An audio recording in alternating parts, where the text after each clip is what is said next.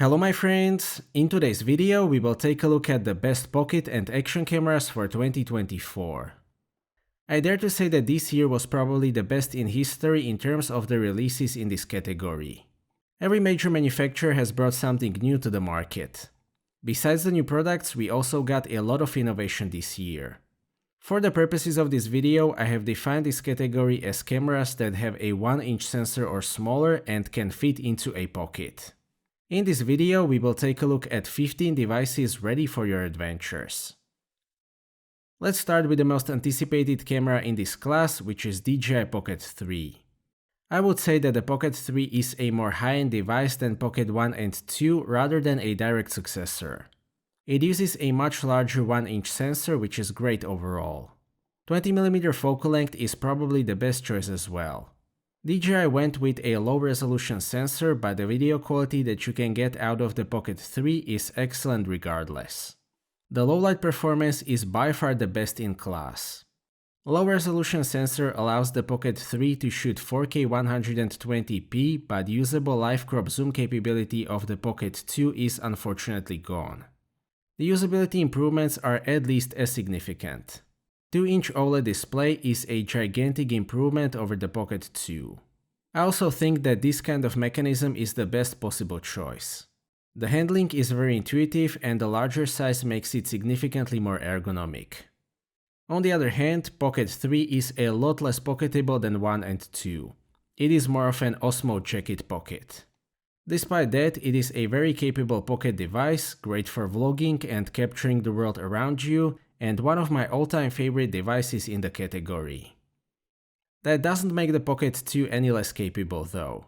The fact that the Pocket 3 is basically a different type of pocket gimbal camera means that the Pocket 2 is still a very relevant device. I've been using mine for 3 years and I am still super happy with it.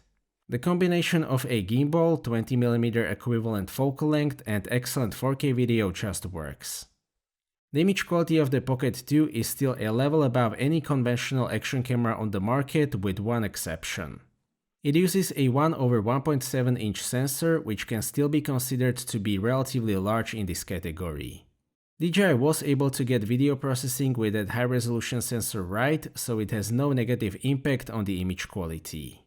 Unlike the Pocket 3, it offers very solid zoom capabilities.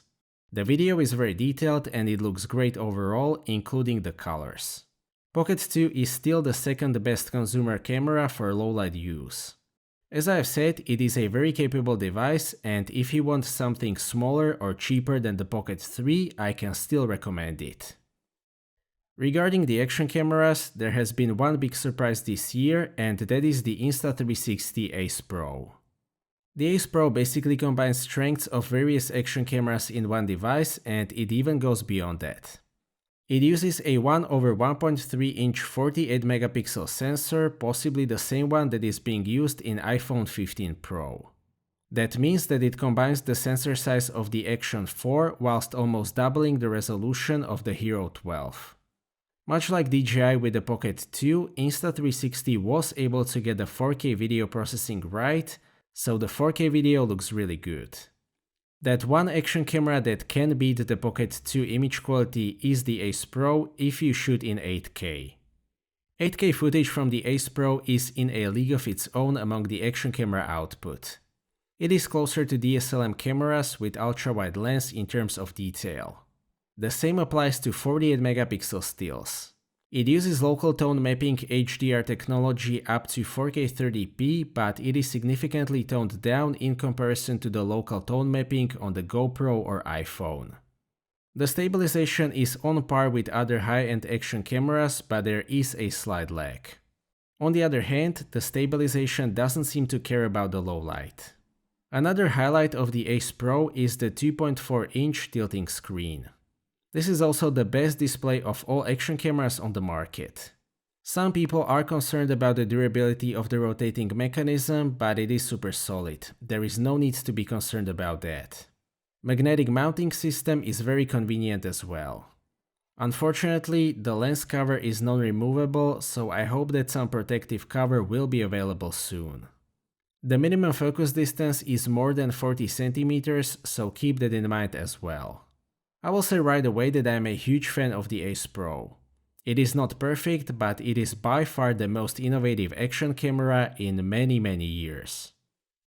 DJI Osmo Action 4 is a very solid action camera. It uses a 1/1.3-inch sensor as well with 12 megapixel resolution.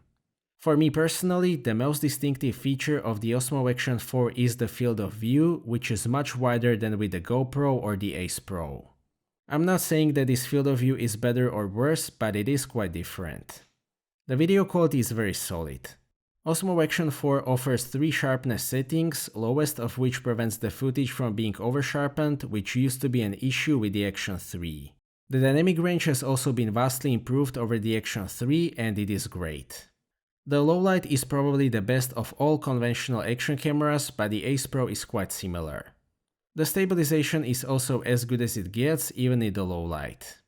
Despite that it uses a larger sensor, the minimum focus distance is 30 cm, which is as good as it gets with the latest generation of action cameras. The Action 4 is, in my opinion, the most practical action camera. It is smaller than Hero 12 and Ace Pro, it has a great magnetic mounting system, a lens cover with a simpler thread, and so on. The battery life is the best in class with 160 minutes of 4K video. It is among the best in terms of overheating resistance, but it has its limits. According to my information, it also seems to be very reliable. I haven't heard any complaints so far. If you are looking for an action camera with maximal convenience and reliability factor that still outputs excellent video, Osmo Action 4 is a great choice. GoPro Hero 12 Black builds on the previous 2 generations and introduces some refinements, but the truth is that apart from the 1/4-inch mount on the bottom of the camera, Hero 12 probably could have been a firmware update.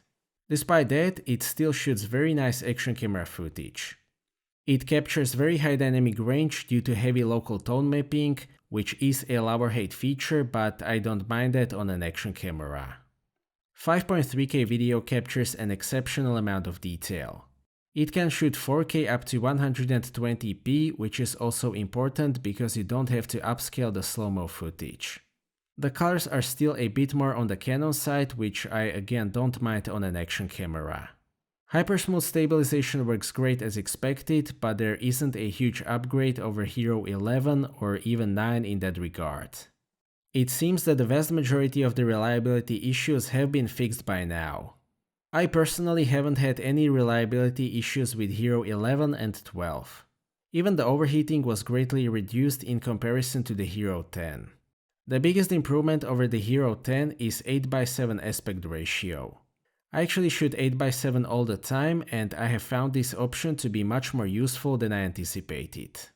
In comparison to Hero 11, you will pretty much get that 1/4-inch mount, fixed in-app preview while recording, new lock setting and LUTs, Bluetooth microphone compatibility, a longer recording time, and that's basically it. Fortunately, GoPro acknowledges the underwhelming nature of the upgrades by offering the Hero 12 at a discounted price in comparison to Hero 11. At that price, it is actually a pretty good deal, so I can recommend it. That brings us to the lower-end action cameras. If you can find Hero 11 at a good price, it is not a bad choice.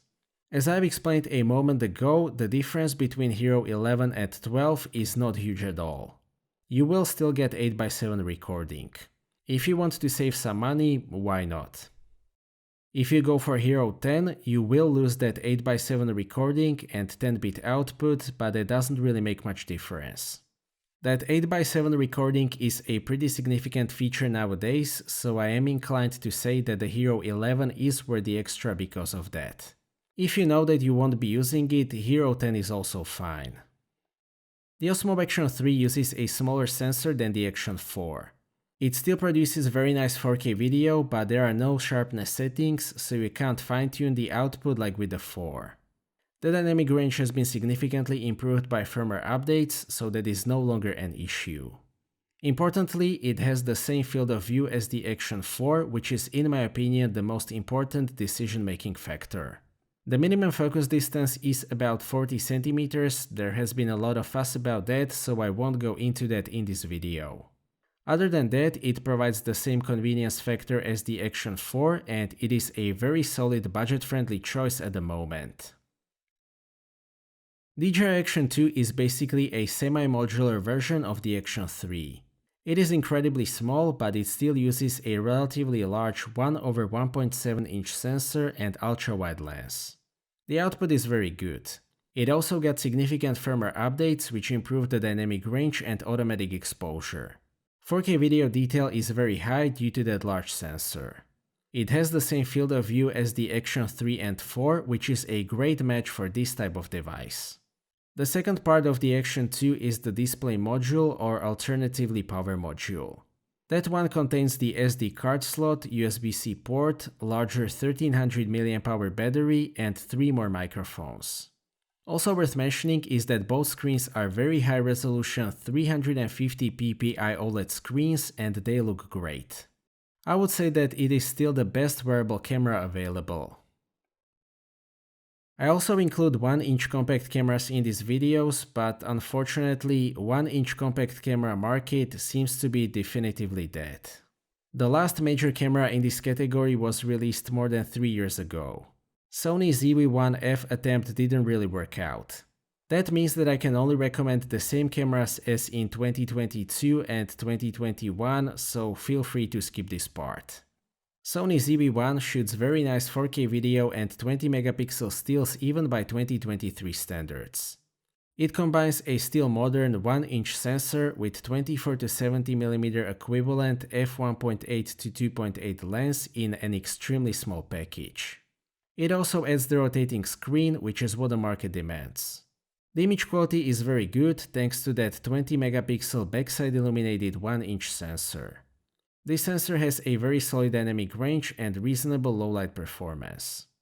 Importantly, the autofocus on the ZV-1 is basically perfect, again even by 2023 standards. It is extremely fast, accurate and smooth. The image stabilization generally works well, but it doesn't work that great for vlogging in-your-face type of shots. I generally don't think that the usual handheld in-your-face vlogging shots are the biggest strength of the ZV-1.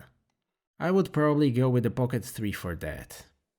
An alternative is Sony RX100 Mark VII.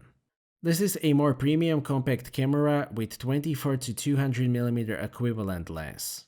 It also has a viewfinder and I personally prefer the tilting screen of the RX100 VII. The rest of the specs are very similar to the ZV-1. Another alternative worth considering is, in my opinion, Sony ZV-E10. It doesn't really fit to the scope of this video, but it still offers a fantastic size to performance ratio, especially with the 16 to 50 mm kit lens. It uses an older sensor, but it still shoots really nice stills and video that are a level above 1-inch compact cameras. I think that this is a very capable package for intended purposes. I will leave a link to the ZV-E10 review in the description. Nothing new on the 360 front, 2022 releases still dominate this category. The first one is Insta360 One X3. This is a very pleasant refinement of the One X line. One X3 uses the usual 2-sensor setup combined with 2 fisheye lenses, but it uses larger 1/2-inch sensors. It can still output 5.7K 360 video, but it got a little bit closer to 2D cameras and the dynamic range is also very good. Much like with other 360 cameras, the main benefit is that it captures everything around you at the same time, so you don't have to worry about the composition. If you shoot for multiple platforms, you can also use the same file for horizontal and vertical video. Insta360 One X3 provides basically perfect stitching. Together with other Insta360 360 cameras, it provides the best stabilization of all cameras that I've ever tested. Also worth mentioning is the new display, which is actually one of the best of all action cameras on the market. The same applies to the user interface, which is excellent. The battery life has also been significantly improved. Overall, it is a great consumer 360 camera. The other 2022 360 camera is the One RS with 1-inch 360 mod. As the name suggests, it uses 2 1-inch sensors. The level of detail is indeed a huge improvement over the regular 360 mod or One X2. It shoots 6K video, which doesn't sound like a huge improvement, but there is a big difference in the level of detail. 360 video from the basic 360 mode is fine for mixing with a sort of 1080p DSLR video. 1-inch 360 can be, in my opinion, used as a special camera for 4K mirrorless cameras. Considering that it uses two 1-inch sensors, it is an impressively compact device. It is under 13 cm tall and it only weighs 239 grams. 1-inch 360 edition definitely isn't cheap, but considering that it has two 1-inch sensors and two lenses, I can't say that it is overpriced. I actually think that it is a pretty good value, it just isn't aimed at customers that usually buy action cameras. As I've explained in my unboxing video, iPhone 15 Pro is basically everything that I've ever asked from an iPhone apart from the camera. USB-C is a huge quality of life improvement for me personally. I appreciate the titanium construction at no extra cost, the display is great and it has an abundance of computing power. Camera hardware seems to be unchanged and I don't mind that at all. My main complaint last year was a gigantic leap between ProRAW image quality and regular JPEGs that most people will use. 15 Pro doubles the resolution of JPEGs to 24 megapixels and it introduces 48 megapixel HEIF max mode. That makes the fantastic image quality of the main camera much more accessible to the general public. It still uses 13, 24 and 77mm cameras. 13mm and 24mm are pretty much unchanged. Subjectively, I would say that the processing was toned down a bit and the white balance in HDR scenes has been improved. That also applies to video. It takes very nice 4K video with local tone mapping, which also has been toned down. The video specifications are a bit of a letdown though. Insta360 Ace Pro takes beautiful 8K video with the same sensor, so it is a bit of a shame that we are not getting that with the iPhone. New log processing, ProRes and professional features are great though. Also worth mentioning is the stabilization, which is outstanding. I am happy with the iPhone camera setup overall, there isn't really anything specific that I can criticize. To sum up, I believe that the Pocket and Action camera selection that I have described in this video is probably the best ever. The two devices that stand out this year are, in my opinion, DJI Pocket 3 and Insta360 Ace Pro. The Pocket 3 is a very refined device. DJI gave users what they were asking for, the output is great and so is the usability. Insta360 Ace Pro may not be as refined yet, but the innovation factor is off the scale. 8K video, 48 megapixel stills, rotating screen and other features finally push action camera forward, and I hope that we will see even more innovation in the future. Other devices such as Osmo Action 4, One RS or even Hero 12 are very capable as well, so everybody should be able to choose from this year's selection.